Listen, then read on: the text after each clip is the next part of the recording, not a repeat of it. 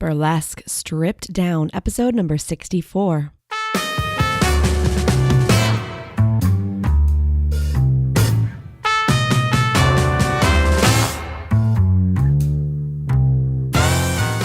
Welcome back, friends and lovers. As always, this is Velvet Eau Claire, your guide through all of the secrets, saucy, sexy, and otherwise, of us, the folks behind the tassels. Thank you, as always, so much for pressing play today.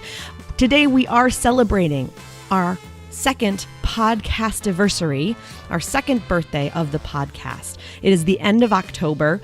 I believe the official launch date was the 26th. But I might have put it off. I don't know, 2 years ago. I don't remember anything that happened last week, much less 2 years ago. So you'd think I would keep records of these things. Psh, how crazy do you think I am? Come on. I ain't got my shit together like that. So anywho, it's been about 2 years that we've been putting out Burlesque Stripped Down episodes. Some times of the year more consistent than others, but whether you've been a long-time listener, whether you've been with me from the beginning, or you've just joined recently, maybe this is even your first episode that you're listening to, I want to genuinely, wholeheartedly thank you for being such awesome listeners. There's been a lot of changes over the last couple of years. I know in my last birthday episode, I was looking back over the notes that I had made for that, and I talked a lot about the changes that had happened that previous year, so end of 2015 throughout most of 2016. And this year has been no different. I mean, we had a rough election, at least rough for me, rough for I think most sane people. That kind of launched the year with a lot of confusion, a lot of heartache, a lot of arguments between people, a lot of difficulty. And that kind of continued when we actually had of course, I'm talking about here in America. I acknowledge we have a lot of listeners around the globe. I think most of you have been following the ridiculous political climate that we've had here in America. I laugh. It's not really that funny because it's actually a bit scary. But sometimes we have to laugh to keep from crying. So anyway, I don't mean to be America-centric here, but obviously this is where I am, and this is kind of what's been on the forefront of my mind, and I think a lot of people's minds around the world, because it is a little bit scary, the situation we find ourselves in. But anyway, when that actual, change of power took place in January, when 45 took office, for those of you who don't know, we sometimes just call him 45 because I don't even like to say his name. I don't like how it feels in my mouth. Ew, gross. Oh God, make it stop. Okay. Focus, Velvet. So anyway, we've had a lot of turmoil, of course, everything that's happened. There's been a lot of, there's been more tragedies, of course, because they just keep coming and they won't stop until we make some major changes, not just politically, but also socially in the way that we approach people, the way that we talk to people, the way that we teach our children to interact. And again, that goes worldwide, not just here.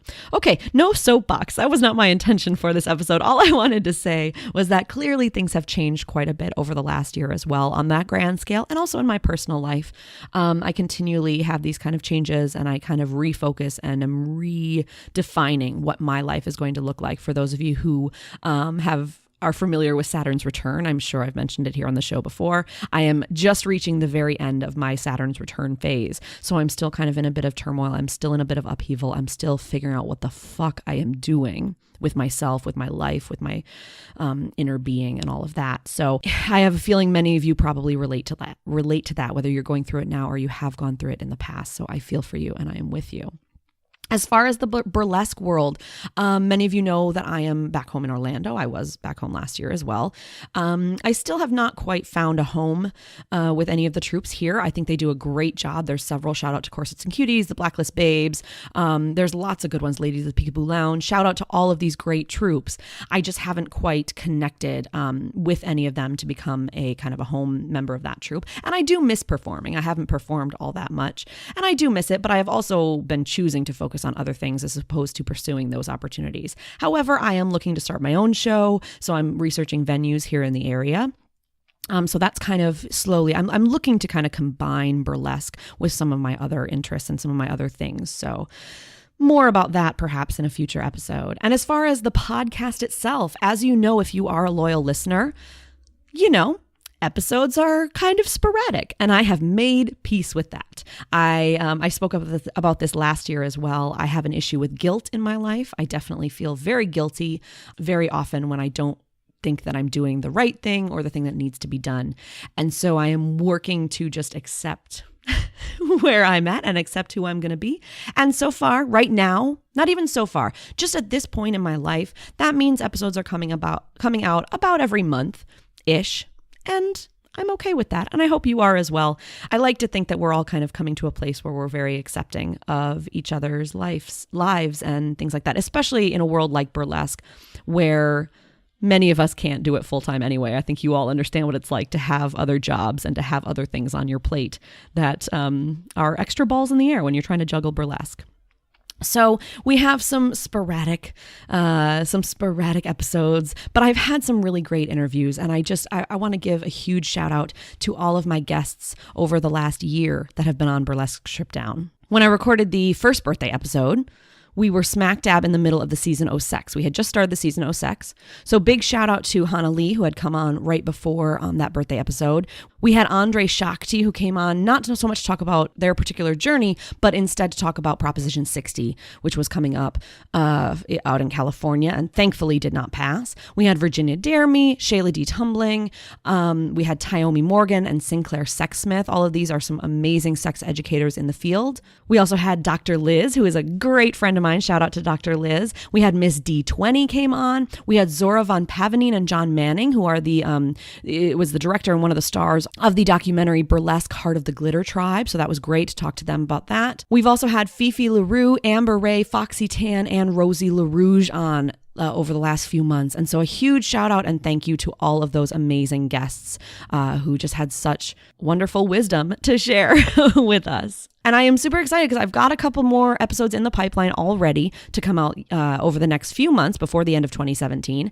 And I am always looking for more guests to bring on the show. In particular, I'm looking to talk about some kind of controversial topics. I'd love to talk about diversity, racism, all of the isms really. If there's ableism, if there's ageism, man, I haven't talked to anybody about ageism, sexism, things like this.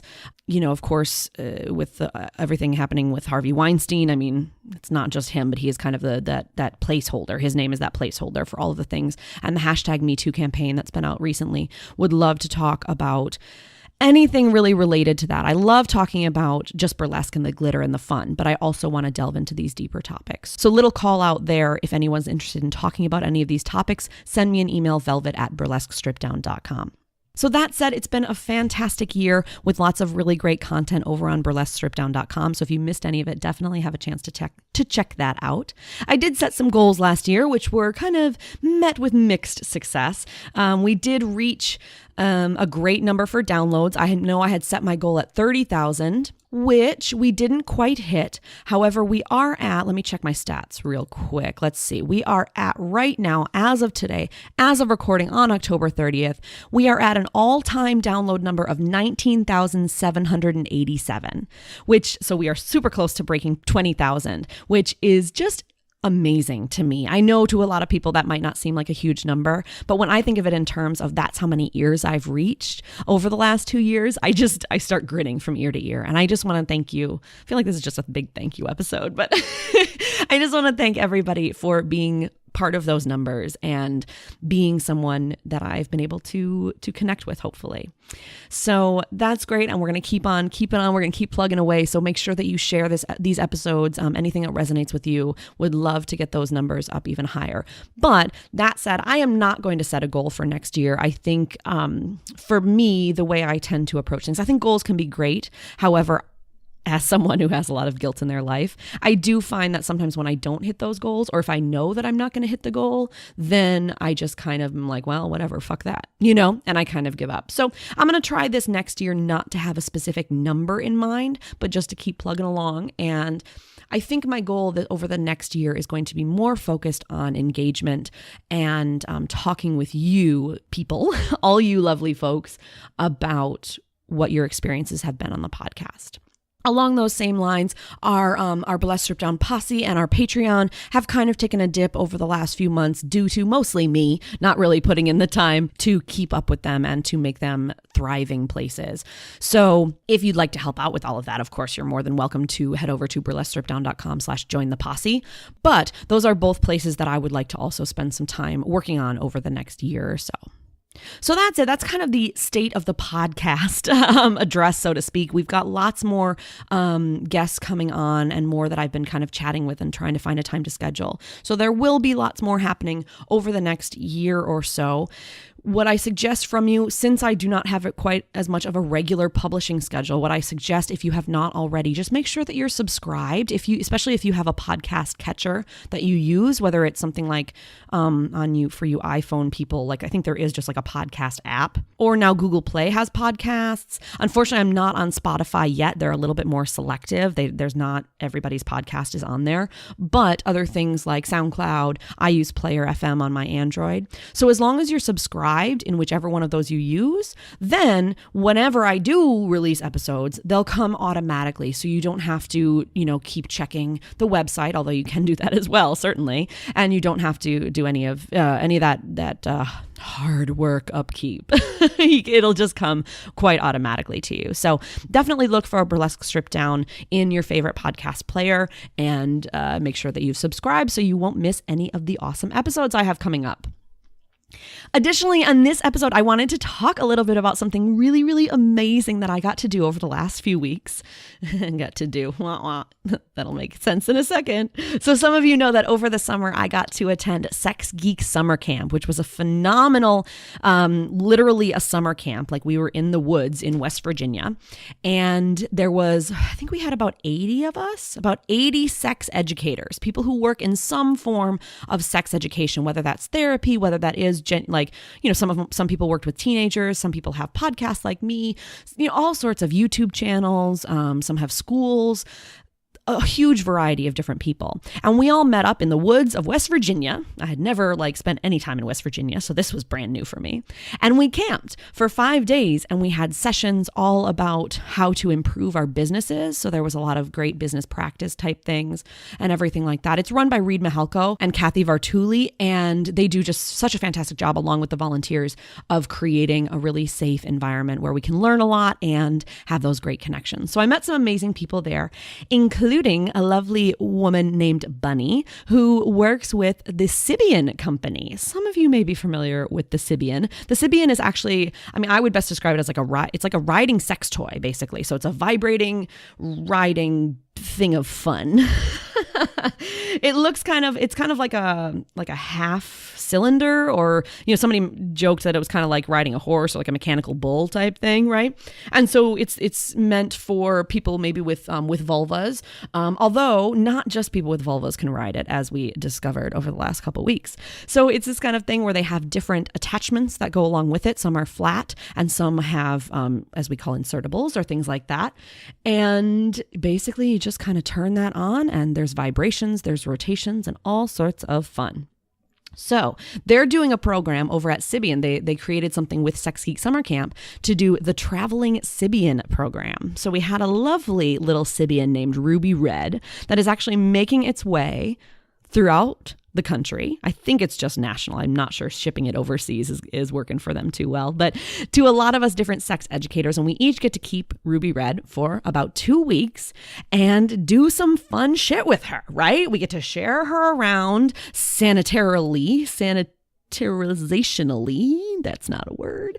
Of course, we want to keep everything sanitary, but we share her around with different folks. We can use her ourselves, all of this fun stuff. So I literally just shipped Ruby Red back on Friday.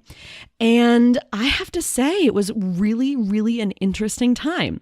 What we got to do is actually here in Orlando, we have Pride on the second weekend of October every year. I think it's always the second, somewhere in October every year.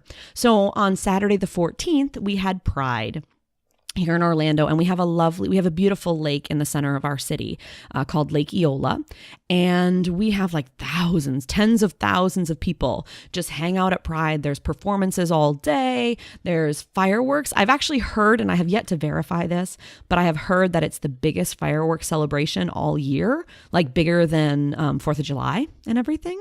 So it's a huge, we have a fountain in the middle of the lake. It's all lit up rainbow. Even our band shell is painted rainbow, and that's not even just for Pride. That's all year round. We have a great little city here. Florida may be backwards in a lot of ways, but Orlando has just an amazing LGBT and ally community. So Pride's one of my favorite events all year, and this year I figured since I would have Ruby Red, this beautiful Sybian, hashtag traveling Sybian, with me, I would get a little wagon and figure out how to have a power source and give out free Sybian rides at Pride. Because why not? Because I can. And so I sure did. My lovely neighbor helped me out to build kind of a rig for Ruby Red and build take a small generator and battery power. And I had two lovely helpers, little shout out to Kendra and Kevin, who hung out with me all day, well, all afternoon anyway, by the time we got there. And we gave out rides. We had over 150 people that stopped to see us along the way, and some were a little shy. I mean, we had more than that. That was the people who were actually brave enough to ride it in the middle of all those people. And people jumped on for about 10 seconds each, in the interest of public decency. We didn't want to leave them on there too long, but they jumped on. I got to show them how it worked, and we took a lot of great pictures, and we just had a lot of fun. Really, really, it was just such a great time. And it was a chance for people to kind of, sure, it was giggly and fun, but it was also a chance to kind of start. I heard some great conversations starting about sexuality and about just kind of being open about it. We're all sexual creatures, right? And some of us to different extents than others. And it's great whenever I can facilitate a way for people to start talking about that. So that was my day on the 14th. It was really phenomenal. I'm actually going to be putting up a blog post here in the next few days with some more details on that and some of the pictures that we had, that we took on that day of various people riding and enjoying it and silliness that happened. But you can also search hashtag traveling Sybian on any of the social media sites, and you'll see not only pictures from my experience with Ruby, but also from around the country.